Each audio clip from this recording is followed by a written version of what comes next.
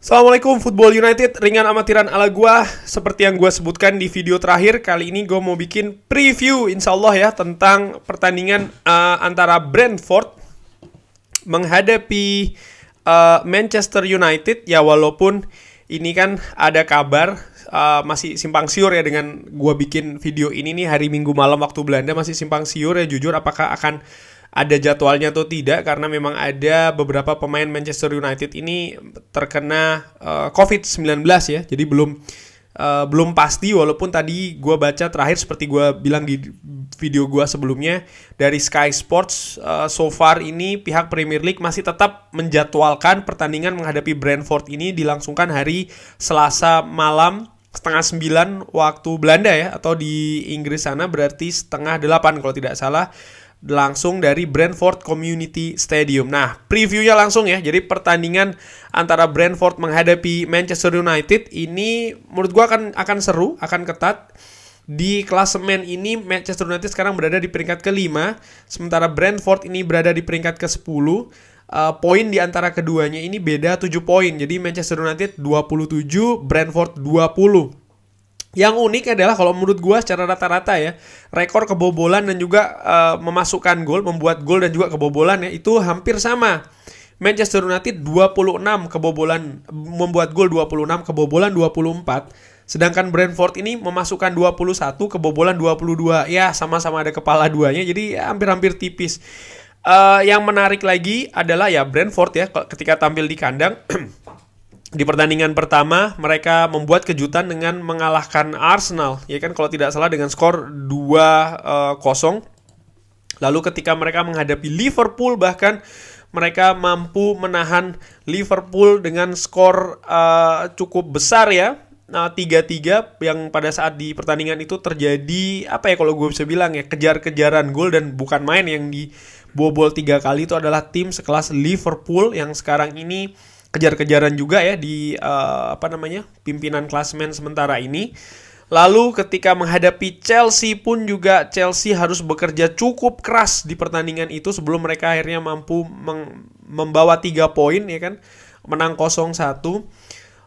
Jadi kesimpulannya adalah Brentford ini bisa jadi ujian yang cukup berat, bahkan lebih berat daripada ketika Manchester United menghadapi Norwich weekend kemarin.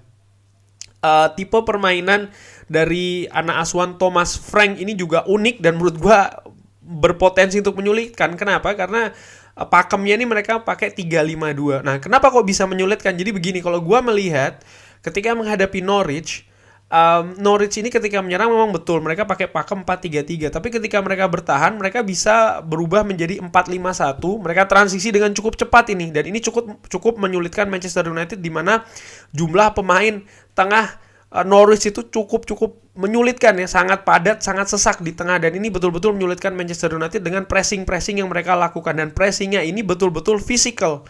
Inilah kesamaan kalau gue lihat ya antara sistem permainan Norwich dan juga Brentford yang lebih mengandalkan kekompakan di tengah, terutama Norwich dengan ini ya sudah dilatih oleh Dean Smith bukan yang Daniel Farke ya. Mereka lebih mengandalkan kekompakan di tengah, mereka lebih mengandalkan fisik dalam itu tadi merebut bola, terutama bola kedua yang dikeluhkan oleh Ralf Rangnick di pertandingan pertama menghadapi Norwich kemarin. Nah, menurut gua ini akan jadi pertandingan yang cukup unik juga. Rekor pertemuan kalau gua ngelihat dari keduanya ini, terakhir kali mereka ketemu ini di tahun 2021, ini di pertandingan persahabatan dan itu berakhir dengan 2-2. Di pertandingan liga atau pertandingan resmi terakhir kali itu mereka bertemu tahun 1947, lama banget ya. Dan ketika itu Brentford di luar dugaan berhasil menahan imbang Manchester United 0-0.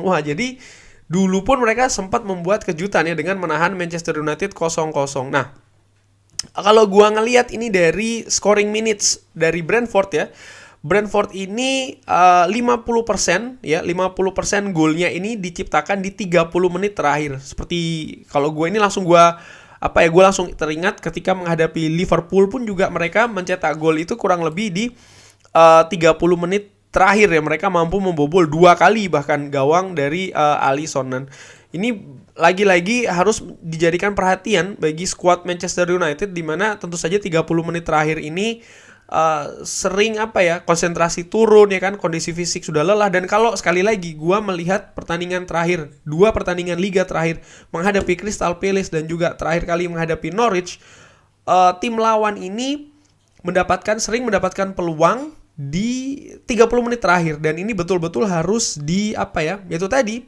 pemain Manchester United harus fokus ketika menghadapi Crystal Palace. Hampir kita kebobolan dari seorang Jadon Ayew kalau tidak salah ya, yang 30 menit terakhir kalau tidak salah. Pun juga ketika kita menghadapi Norwich, Kabak ya kan, Ozan Kabak dan juga beberapa pemain lain juga sempat mengancam David De Gea kurang lebih di 30 menit akhir. Jadi harus ekstra hati-hati. Nah, sementara itu kemampuan Brentford untuk membuat gol di 15 menit awal ini juga tidak bisa, atau 30 menit awal ini juga tidak bisa dikesampingkan. Jadi menurut gua Manchester United harus siap-siap menghadapi tim dengan tipikal sama seperti Norwich ya. Mereka main tuan rumah, mereka fisikal, mereka menumpuk di lini tengah, mereka akan langsung berusaha untuk mengejar gol di menit-menit awal, dan ini harus dijadikan atensi atau perhatian dari pasukannya Ralf Rangnick ini ya untuk pertandingan menghadapi Brentford. Nah, Brentford sendiri kalau keadaan skuadnya nih gue ngeliat cukup pincang ya. Banyak sekali pemain-pemain yang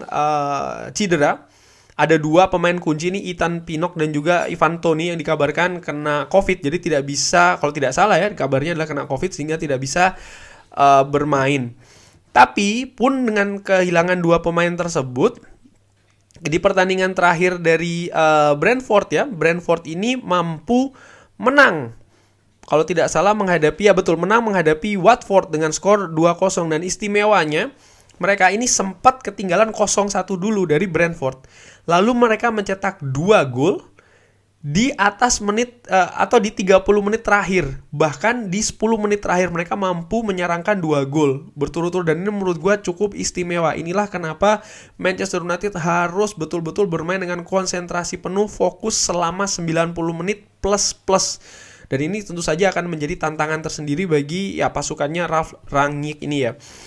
Ada catatan apa lagi? Catatan gue yang menarik lagi adalah rekor kebobolan. Nah, ini bisa dijadikan salah satu kelemahan dari Brentford ya. Rekor kebobolan Brentford selama 1, 2, 3, 4, 5, 6, 7 pertandingan terakhir mereka selalu berhasil dibobol. Hanya 1 pertandingan yang mereka tidak dibobol, itu adalah ketika mereka menang 1-0 menghadapi Everton di kandang sendiri.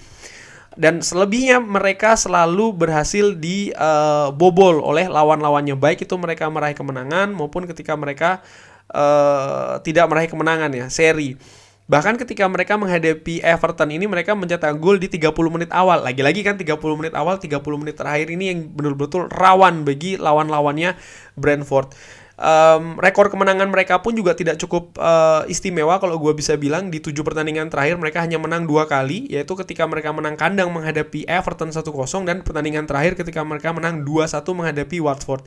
Sisanya ketika mereka kandang menghadapi Norwich mereka kalah 1-2. Selanjutnya sih mereka lebih banyak partai tandang, dan sekarang mereka akan menghadapi Manchester United.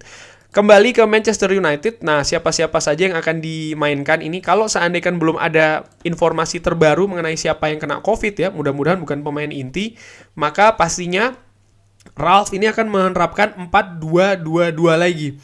Di bek kanan, karena Aaron Wan-Bissaka ini masih belum pulih betul, jadi ya Diogo Dalot tampaknya akan dipasangkan, akan bermain di sana. Lalu bek tengah, karena Victor Lindelof ini cedera atau ada gangguan jantungnya kan, gue nggak yakin akan dipasang. Kemungkinan besar Eric Bailly ini akan dimainkan dengan seorang Harry Maguire. Gue nggak tahu ini ya, Rafael Varane sudah siap dimainkan atau belum, karena walaupun sudah ikut latihan tapi ternyata di pertandingan sebelumnya ini ketika menghadapi Norwich dia tidak dimainkan ya. Feeling gue sih sepertinya Eric Bailly yang akan diduetkan dengan Harry Maguire di tengah ya. Untuk bek kiri, sekalipun Luke Shaw ini sudah bisa dikatakan fit, ada di bangku cadangan kemarin, tapi menurut gua Alex Telles yang akan dipasang, karena again penampilan Alex Telles di 3 pertandingan terakhir kalau tidak salah ini cukup memukau ya. Sekalipun tentu saja masih ada 1, 2, 3 kali dia ini bocor, tapi overall secara keseluruhan kalau gua pikir sih dia oke. Ada peningkatan yang cukup pesat dibanding dengan sebelumnya. Pivot tengah, Gua pikir siapa lagi kalau bukan Fred dan juga Scott McTominay. Di depannya gelandang serang dua ini akan ditempatin oleh Bruno Fernandes, dan gua pikir Jadon Sancho akan diberikan lagi-lagi starter ya oleh Ralf Rangnick. Nah, striker di depan ini kemarin sering sekali atau banyak juga dikomentari, dikeluhkan soal Cristiano Ronaldo yang tidak diganti awal nomor 1, atau bahkan yang komentar bahwasannya kenapa Cristiano Ronaldo masih dipasang. Tapi ya menurut gua sih Cristiano Ronaldo ya menjadi pemenang walaupun golnya dari penalti. Dan gua pikir dengan apa yang dulu awal pernah disampaikan oleh Ralf Rangnick ini soal Cristiano Ronaldo di pertandingan besok pun melawan Brentford, gue pikir dia masih akan menempati sebagai starter ya.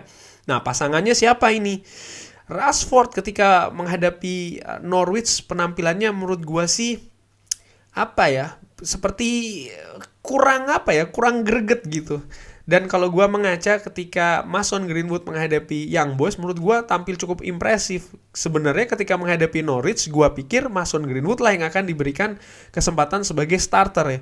Nah, kali ini gue pikir Greenwood yang akan dimainkan duluan, dipasangkan dengan seorang Cristiano Ronaldo. Nah, di pertandingan yang akan seru, pertandingan yang akan fisikal lagi, ya kurang lebih hampir sama tipe permainannya ketika kita maksudnya lawan ya, itu hampir sama seperti Norwich. Tentunya dengan kualitas dan juga skill individu pemain yang berbeda-beda. Tapi in general menurut gue sih ya tipikalnya sama ya. Inggris artinya lebih fisikal, lebih rapi, lebih Spartan bermainnya, padat di tengah bahkan juga di belakang. Nah, ini tinggal gue nantikan bagaimana seorang profesor dalam tanda kutip Ralf Rangnick ini akan meramu skuadnya. Itu nomor 1, strategi apa yang akan dipasang. Dan nomor 2 yang tidak kalah pentingnya adalah bagaimana pemain ini mengimplementasikannya di atas lapangan. Ada 2 hal yang dikeluhkan oleh Ralf Rangnick setelah pertandingan menghadapi Norwich kemarin adalah kita kurang bisa bermain fisik. Kita harus lebih bisa bermain fisik, itu yang pertama. Nomor 2 adalah kita harus menang bola kedua. Apakah ini bisa diperbaiki di kandang Brentford ini? Kita saksikan sama-sama. Dan sekali lagi, kemenangan ini memang dibutuhkan karena jarak yang semakin sempit di antara West Ham, Manchester United, Arsenal dan Tottenham. Jadi siapa yang tidak bisa atau kehilangan poin tentunya juga kemungkinan besar akan kehilangan posisinya di papan atas.